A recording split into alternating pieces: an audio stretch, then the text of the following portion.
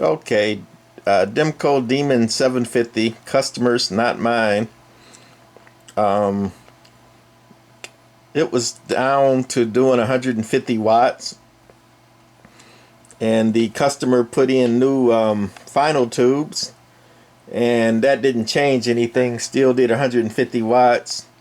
So he had brought the driver tubes over quite a while ago, and I finally got to them, and I'd say more than half of them were 50% or less, and a few were 60%, and one was 55. So I put the two 60% and one 55% in the driver tubes, and you can see that two are the same and one different, but those are the three that tested the best, and the rest of his tubes were 50 or under, most under 50. So I put that in and tuned it up, and it's back doing what it's supposed to do. So he had dead driver tubes, which is a common problem with sweep tube amps, especially if you drive them too hard or got too much dead key or mistune them. All of that will kill the driver tubes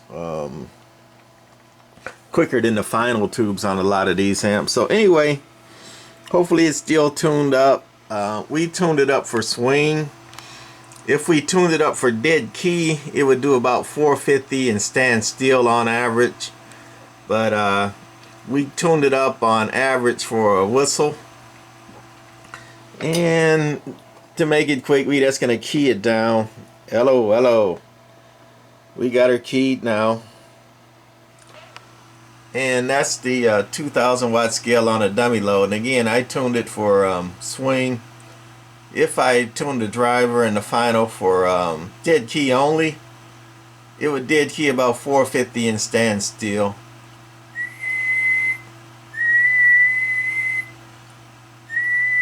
But on a whistle, it's doing over 600 average. And we unkeyed to put it on peak right quick. Hello, hello, hello. Hello, hello, hello. Audio, audio. About 850. Hello, hello, hello. Getting close to 9. Audio. And that's peak watts again. Hello, hello, hello. So that's pretty good out of 3 small baldies driving 6 finals. I wouldn't mind having one of these just for the collection. More than, it's the greatest amp in the world. It's decent. There's some things I like about it. There's some things I don't. It's got a tuned input with a pi network and, parasitics and some decent stuff underneath. I'm not going to turn it underneath, but then I can pick it apart and point out a bunch of stuff I don't like too.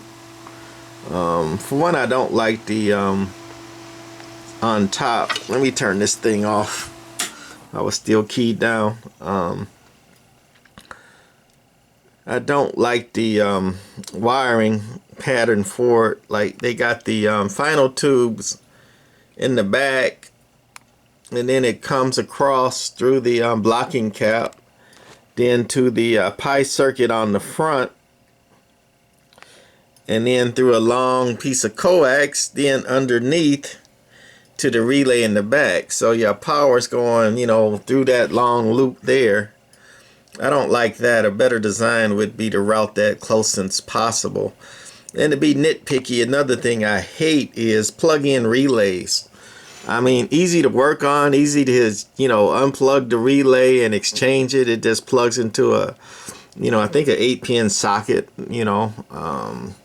might be wrong on how many pins, but, it plugs into a socket. So easy to replace. But you lose watts, doing that, going through a plug-in instead of a direct solder. So that's just me being nitpicky today. So like I say, some things I like, some things I don't. I do want one for the collection, but the owner of this, he wants top dollar for it, and though me and him are kind of buds, I'm a cheapskate. All right, that's it for this one. It's back to working. All we did was put in some decent tubes. And by the way, the small baldies there, 6JG6, JT6, and a few more numbers that escape me right now. It's late. But the best replacement for them are the 6KV6s. They will not do more, but they will handle more and last longer. So if you want the long-lasting tubes that you ain't got to replace all the time, put in 6KV6s on any amp that uses these small 9-pin baldies, we call them.